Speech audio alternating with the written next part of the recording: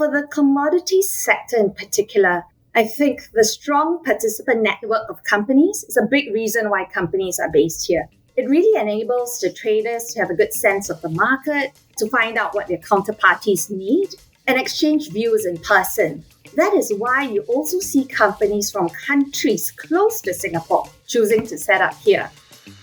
Welcome to Smarter Markets, a weekly podcast featuring the icons and entrepreneurs of technology, commodities and finance, ranting on the inadequacies of our systems and riffing on ideas for how to solve them.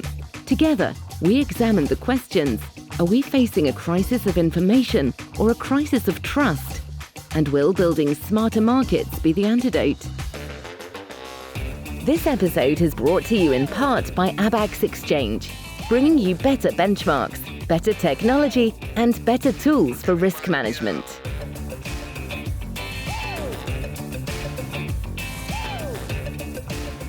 Welcome to our new Smarter Markets podcast series, Commodities in Asia. I'm Dave Greeley, Chief Economist at Abax Technologies. In this series, we'll be discussing the current state and future ambitions of the commodities markets in Asia. Across energy, metals, agriculture, and carbon, we'll be talking with the leading voices of the Asian commodity markets to help us better understand how we can work together to build the next generation of truly global, smarter markets. Our guest today is Amreeta Eng, Executive Director at Enterprise Singapore. Enterprise Singapore is a government agency under the Ministry of Trade and Industry that champions enterprise development, partnering with companies and industry to build capabilities, innovate, and internationalize, and supporting the growth of Singapore as a hub for global trading and startups. We'll be discussing how Singapore has become a center for commodities trading and the broader commodities industry. Hello, Amreeta. Welcome to Smarter Markets. Hi, David. I wanted to thank you so much for making time to kick off our new podcast series, Commodities in Asia. And thank you for making the time given your very busy fall schedule in Singapore that includes at least 3 major commodity conferences, all hosted in Singapore. S&P Global's APEC, as well as Gas Tech, were both held in September, and the Financial Times Commodities Asia Summit is coming in November. But this is part of why we need to talk about commodities in Asia and talk with you about commodities in Singapore, because it's become a center for commodities trading in the broader commodities industry. There are many reasons for this: the geography, the government, the people. But let me ask you, why Singapore? What makes the commodities industry want to be in Singapore? Thank you for having me on this series. Singapore is no stranger to trade, having been a trading nation of spices a few hundred years ago, followed by tin and rubber and oil. But let me first share a little about Singapore's role as a commodities trading hub. At present, there are about 400 global traders anchored in Singapore that use Singapore as a regional or global base to trade a variety of commodities. These companies manage trade flows, for instance, from Africa to India or from Southeast Asia to Europe, and the goods may or may not pass through Singapore. The global traders based here come from a variety of regions such as Southeast Asia, the US, Europe, Central Asia, Africa, and Latin America, to name a few. But to your question, why are they here? One key reason would be Singapore's connectivity to the growing Asia region. We also offer a conducive, a stable environment, strong governance, and a robust financial and legal ecosystem. But for the commodities sector in particular, I think the strong participant network of companies is a big reason why companies are based here. It really enables the traders to have a good sense of the market, to find out what their counterparties need, and exchange views in person. That is why you also see companies from countries close to Singapore choosing to set up here. And one of the reasons why people choose to set up in Singapore is because of the work that you're doing at Enterprise Singapore to support the commodities industry in many ways. And I was curious for your perspective on what does the commodities industry need, and how do you at Enterprise Singapore try to meet those needs? So at present, there are many challenges, of course, facing the sector, from increased geopolitical tensions, supply chain disruptions, and inflationary pressures. But regardless, I think commodities companies are seeking to value add to customers and to respond to the energy transition. So we want to be able to offer companies a base from which they can capture new growth opportunities as they innovate and vertically integrate along the supply chain. Maybe I'll give you an example. So we've observed that agri-commodities traders, for instance, they're moving downstream into areas like ingredients formulation, functional foods, alternative protein. So given Singapore's strong innovation infrastructure, our robust intellectual property regime, we've worked with some of these traders to set up their food innovation labs in Singapore. So you have the food innovation labs alongside the trading outfits in Singapore. And even beyond the agri traders, commodity traders across various asset classes, as they seek out more innovative ideas, whether for products or processes, we offer in Singapore open innovation platforms. So these corporates can put out their problem statements, and they have startups. We have startups from all over the world responding to these problem statements. So this is what I mean by offering the infrastructure of commodities traders as they go beyond trading. And how important are these types of public-private partnerships? You talked about kind of creating these centers for innovation, which I imagine is something the public sector can support. Are there any other forms that these public-private partnerships take in Singapore? Sure. We firmly believe that having industry, government, and even academia working together is key. Because after all, no one has the monopoly on good ideas or expertise. So I'll share two examples. The first one is related to some of the points I made earlier about innovation partnerships in Singapore. So in late 2021, we launched the Singapore Agri-Food Innovation Lab. It's a partnership between Enterprise Singapore and a local university, the Nanyang Technological University. So the Singapore Agri-Food Innovation Lab, or SAIL for short, is where global agri-food companies are brought together with tech companies or researchers. And the tech companies or researchers then provide solutions in areas such as agri-tech that could be deployed on farms or for food technology applications. So that's one example. Then another example of a public-private partnership in Singapore is in the digital trade space. So the Singapore Trade Data Exchange, SG Tradex, enables data sharing in a secure environment. So this helps to reduce all the paper-based manual processes, the inefficiencies in the trading environment we know of. And through the SG Tradex, we hope to increase transparency in the whole process, also thus building confidence in trade financing. And what are some of the challenges that you face in building these public-private partnerships? So sometimes the biggest challenges in forming these partnerships is getting a clear problem statement and getting everyone on the same page, because different firms have different priorities. But that is where Enterprise Singapore plays a role of a neutral party to bring together different parties and to corral the industry together. Because sometimes it takes a bit of effort to get everyone on the same page. But that's where I see our role, bring together the public domain, the private domain, and as I said, academia. And one such example where I feel we've done this very well is in the talent space, which we may talk about a bit about later. Oh, I'd love to hear about that because, so much, as you said, having the network effect, for lack of a better way to put it, where as you have more companies in the neighborhood, as you said, the traders can talk to each other, there's those shared resources, and probably the greatest shared resource is the human expertise, the talent that can be available. And that's something that every company's going to need, no matter how good the geography and the regulation. If the people aren't there, you're not going to be able to build your company there. And so I was curious, you mentioned working with Nanyang Technological University. Is that part of the program for building and supporting that expertise and talent to grow in Singapore? The program I mentioned just now with the Nanyang Technological University was very much around agri-food innovation.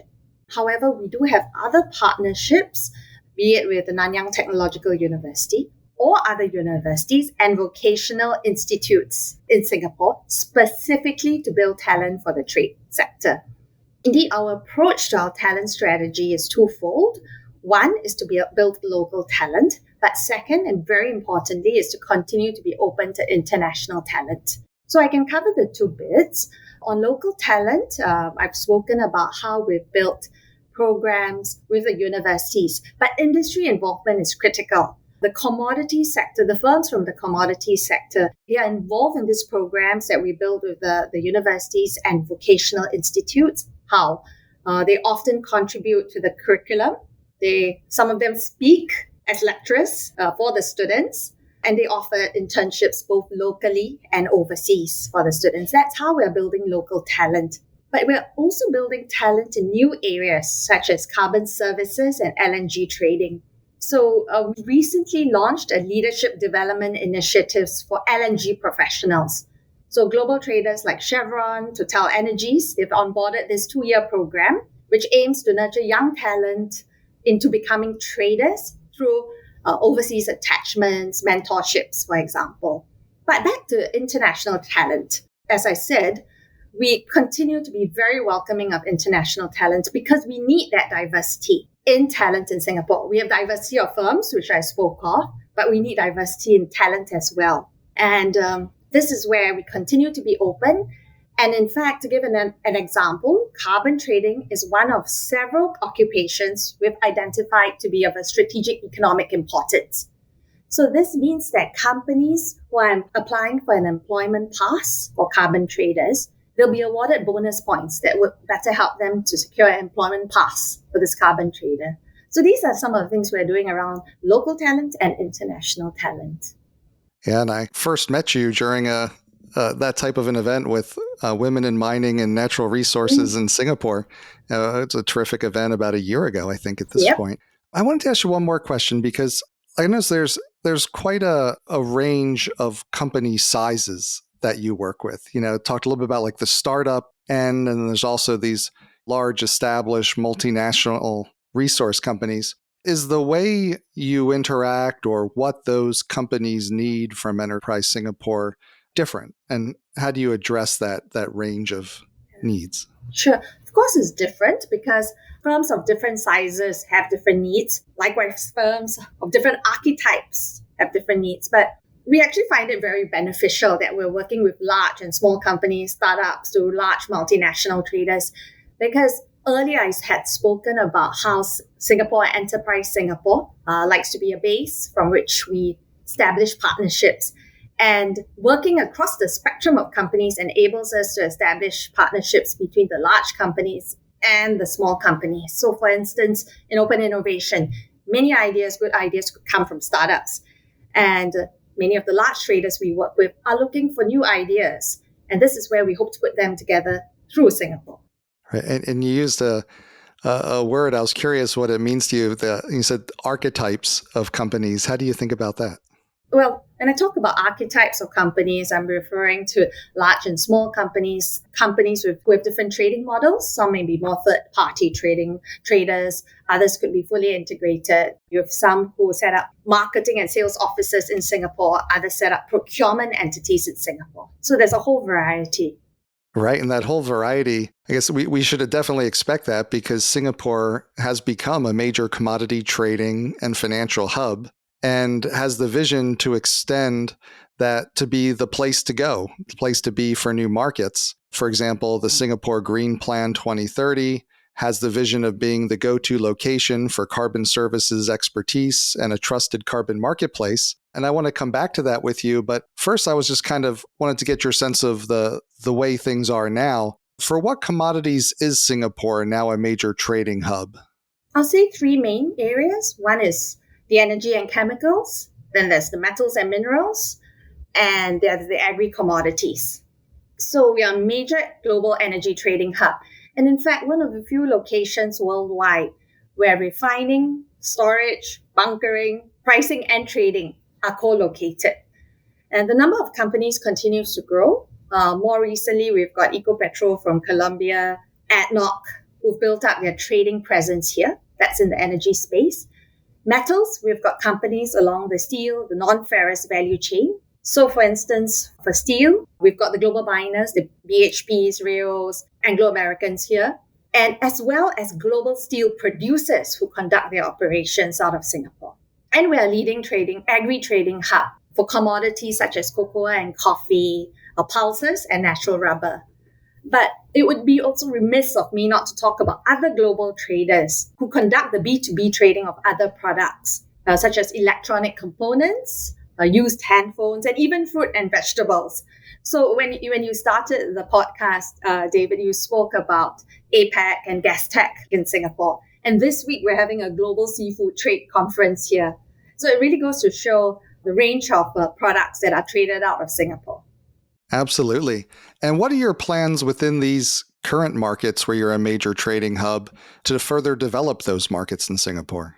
So we see an evolution in many of the sectors or the commodities I articulated just now. So, for example, the energy transition does affect or does actually provide more opportunities for newer and greener sort of products to be traded out of Singapore. And I'd be happy to speak on some of these products. They include carbon credits, biofuels, and EV materials. Oh, I'd love to hear about them. And maybe a great place to start is with carbon, certainly one of the commodities of the future. And I was wondering if you could share what Enterprise Singapore is doing to make Singapore the go-to location for those carbon services and carbon marketplace. Growing the carbon services and trade sector is beyond Enterprise Singapore. It's really a whole of government effort. And there's been a significant growth in the carbon services sector in Singapore, especially over the past 2 to 3 years. We've got about 100 companies now involved in carbon services and trading in Singapore. They trade, they finance carbon credits, they work with verification agencies for carbon projects in the region, and they tap on carbon exchanges that we have here. So the exchange, for example, Climate Impact X, it's just launched its global spot trading platform for carbon credits in Singapore. But as we know, trust is key for the carbon markets to function effectively. And Singapore has been involved in a few initiatives in this regard. So we are hosting the Climate Action Data Trust, and that harmonizes major carbon registries so as to avoid double counting. And on a G2G level, we've signed several MOUs with several countries to cooperate on carbon credits. And in addition to the carbon credits, I'm curious, you brought up biofuels. What are you doing on the biofuel side? Yeah. So in the way we built up the various commodities clusters, we're taking the same approach for biofuels and EV materials, growing the cluster of companies that are based here that trade those products. But we're not starting from scratch. We're actually building on our existing strengths and community of traders. So why do I say that? For example, the biofuels sector, it straddles the agri-commodity sector and the energy cluster. So on the ag side, many of the agri-commodities companies, they're procuring feedstock from our region, and the energy companies purchasing this feedstock, processing the feedstock into sustainable aviation fuel or renewable diesel. And this is where we benefit because we have both groups of companies and their talent in Singapore. And our established maritime and aviation hub status also facilitates biofuels adoption. So that's biofuels. But similarly, EV materials. Many natural rubber and non-ferrous companies are expanding their operations here to trade materials required by electric vehicles, EVs. That's be it for tires or batteries. So we've got a good base from which to trade these new commodities. Right. It sounds like you're really working across the supply chain at this point, from kind of the raw materials to more finished goods. Is that part of the strategy? Absolutely. From raw materials to finished goods. And that's often been a way we approach the various sectors, just like the steel value chain, which I spoke of earlier. And you had mentioned before, the idea of the energy transition that we're all seeing to a lower carbon energy system, and it requiring many more and different commodities, and spoke of biofuels and electric vehicle components. How big an opportunity do you think the energy transition creates for Singapore? It's a huge opportunity, and we will see an evolution of the type of products being traded out of Singapore. So I touched on biofuels, carbon credits, EV materials. But besides these, the type of energy products traded in Singapore will evolve over time in line with this decarbonization trend. For example, I see the trade of LNG will continue given its role as a transition fuel. But we've also identified hydrogen as a major decarbonization pathway. Hence, besides biofuels and carbon credits, we're setting our sights on being a trade hub for ammonia and hydrogen in the mid to long term. And I'm curious, when you think about these new markets, how do you choose what to focus on and where to apply your resources? What's that process like? There's so much. So it's a combination of market research, but also feedback from industry. So close working relationship? Absolutely. And I was curious, what are the challenges that you see in growing new commodities markets and industries compared to attracting existing commodities markets and industries? In some of the new commodities I've spoken of, the growth is very much dependent on the regulatory environment across various countries. Liquidity might also be hampered due to the lack of common standards, for instance, in carbon credits or biofuels. But we're making small steps in this regard. So, for example, we're already working with the LNG industry to establish standards around carbon-accounted LNG. And we're currently seeking to understand the gaps in the biofuel supply chain on the standards front. So those would be some of the challenges. But similar to our traditional commodities, we will seek to build a community of traders and talent for the new commodities. But we would also need to grow other parts of the ecosystem for the new products we are keen to anchor. So for instance, the risk management or derivatives for the EV metal space is still very nascent. So the Singapore Exchange is looking to grow its suite of hedging instruments such as cobalt and lithium futures. I understand ABAX Exchange is also pending regulatory approval for nickel sulfate derivative contracts. With that, I wanted to ask you, we had brought up APEC being in Singapore, Gastech, some pretty major commodities conferences. How does that enter into the strategy of building the community in Singapore? Yeah. These events, and there are many more to come across the calendar, across different... Feel free to mention any. I know I should have mentioned the FT's Commodities Summit. Yeah, they're critical because, first of all, it brings people together. So again, you get that participant network, the networking effect. It establishes Singapore's thought leadership in the sector. We are the place to be when new trends are discussed about the sector. But I think one key benefit of having these events in Singapore is that for the unconvinced, when you come to Singapore for these events, I think you really get a sense of the vibrancy of the sector in Singapore. At the end of the day, seeing is believing. Right. And being with as you said, it's important, the community, being with the other people is such a piece of it. You don't feel that unless you're there and having the interactions. Well, that's great. And I wanted to, first off, thank you so much for sharing your time and introducing our series on commodities in Asia.